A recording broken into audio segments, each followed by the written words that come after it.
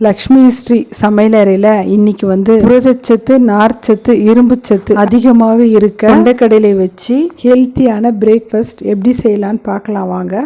ஒரு கப்பு வந்து நான் கொண்டைக்கடலை எடுத்திருக்கேங்க. இதில் வந்து நிறைய ஹெல்த் பெனிஃபிட் இருக்குதுங்க. காலை உணவாக நம்ம கொண்டைக்கடலை எடுத்துக்கும் போது புரதச்சத்து, நார்ச்சத்து, இரும்புச்சத்து இதில் வந்து இருக்கிறதுனால வந்து நம்மளுக்கு வந்து சர்க்கரை அளவை கட்டுப்படுத்துது. இதே ஆரோக்கியத்துக்கு உதவுது. இதை உணவில் சேர்த்து கொள்ளும் போது நம்மளுக்கு வந்து நீண்ட நேரம் பசி எடுக்காத இருக்கும். எந்த கப்பால் நம்ம கொண்டைக்கடலை அளந்தோமோ அதே கப்பால் வந்து மாவு ஜவரிசி ஒரு கப் எடுத்துக்கிறேங்க நான். இதை வந்து உணவில் நம்ம எடுத்துக்கும் போது உடனடியாக எனர்ஜி தரும். அது கூடயே வந்து நம்மளுக்கு ஜீரணம் ஆகிறதுக்கு வந்து உதவுது. இது கூடயே வந்து 1/4 கப்பு வந்து நான் வெள்ளை உளுத்தம்பருப்பு எடுத்துருக்கேங்க. நீங்கள் வேணா கருப்பு உளுத்தம்பருப்பு கூட இது கூட எடுத்துக்கோங்க. இது கூடயே வந்து ஒரு 1/2 ஸ்பூன் வெந்தயம் போட்டுக்கோங்க. வெந்தயம் வந்து உடம்புக்கு ரொம்ப நல்லதுங்க. நம்மளுக்கு வந்து பாடிக்கு வந்து குளிர்ச்சியும் தருங்க. இதில் வந்து தண்ணி ஊற்றி 2-3 டைம் நல்லா கழுவி எடுத்துக்கலாங்க. ஏன்னா மண்ணு தூசுலாம் இருக்கும். பாருங்க, கழுவி எடுத்துன்னு வந்துட்டேன். பயிர் முழுகிற அளவுக்கு நம்ம தண்ணி ஊற்றிக்கலாங்க.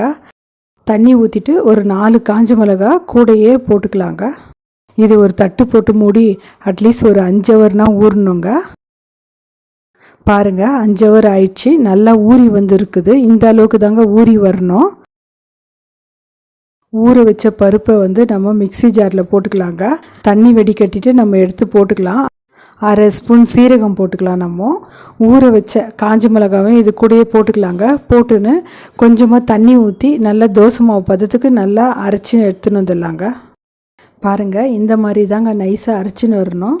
இதை வந்து ஒரு பவுலில் ஊற்றிக்கலாம். நம்ம அடுத்து வந்து இன்னொரு பேட்சை நம்ம போட்டு அரைச்சிக்கலாங்க. அதுக்கு மிளகாலாம் போட தேவையில்லைங்க. பாருங்கள், அதையும் வந்து நல்லா அரைச்சின்னு வந்துட்டேன். அதே பவுலில் நம்ம இதையும் ஊற்றிக்கலாம். கொஞ்சமாக மிக்ஸி அலம்பி தண்ணி ஊற்றிக்கலாங்க. இந்த மாவுக்கு தகுந்த மாதிரி 1/2 ஸ்பூன் உப்பு போட்டு நல்லா கரைச்சி வச்சுக்கலாங்க. இதை வந்து தட்டு போட்டு மூடி ஒரு 1/2 ஹவர் புளிக்க வச்சு எடுத்துக்கலாங்க. பாருங்கள், 1/2 ஹவர் ஆயிடுச்சு. எனக்கு நல்லாவே புளிச்சு வந்திருக்குது. ரொம்பவும் புளிச்சு வந்தாலும் தோசை சரியாக வராதுங்க. அதனால் நம்ம 1/2 ஹவர் தாங்க புளிக்க வச்சோம். இல்லைனா நீங்கள் புளிக்க வைக்காதே கூட நீங்கள் தோசை ஊற்றிக்கலாங்க. தோசை நல்லா வருங்க. கேஸ் ஆன் பண்ணிவிட்டு தவா வச்சுக்கலாங்க. தவா நல்லா காஞ்ச உடனே ஒரு கரண்டி மாவு எடுத்து நம்ம எவ்வளோ மெலிசா தேய்க்கிறோமோ அவ்வளோ மெலிசா தோசை நல்லா வருங்க. நான் வந்து இந்த தோசைக்கு வந்து எண்ணெய் 1 ஸ்பூன் ஊற்றிக்கிறேங்க. நீங்கள் வேணால் நெய் கூட ஊற்றி பசங்களுக்கு கொடுங்க. வெயிட் லாஸ் பண்ணணுன்னு நினைக்கிறவங்களும் சரி, சுகரை வந்து கண்ட்ரோல் பண்ணணுன்னு நினைக்கிறவங்களும் சரி, காலையில் வந்து கொண்டைக்கடலை வச்சு பிரேக்ஃபாஸ்ட்டை நம்ம எடுத்துக்கும் போது அன்னைக்கு நாள் ஃபுல்லாக நம்மளுக்கு எனர்ஜி ஃபுல்லாக இருக்குங்க. பாருங்கள், தோசை நல்லா வெந்துடுச்சுங்க. இப்போ மறுபக்கம் திருப்பி போட்டு நல்லா வேக வச்சு எடுத்துக்கலாங்க. நம்ம 2 பக்கம் நல்லா வெந்துடுச்சுங்க தோசை. இப்போ நம்ம எடுத்துடலாம். ஹெல்த்தியான கொண்டைக்கடலை தோசை ரெடி ஆயிடுச்சு பாருங்கள். இந்த மாதிரி ஹெல்த்தியான தோசைக்கு சட்னி, சாம்பார் எது இருந்தாலும் டேஸ்ட் வந்து ரொம்ப நல்லா இருக்குங்க. நம்ம சேனலில் அரிசி இல்லாத பிரேக்ஃபாஸ்ட் வந்து நிறைய போட்டிருக்கோங்க. நீங்கள் வேணும்னா விருப்பப்பட்டால் போய் செக் பண்ணி பாருங்கள்.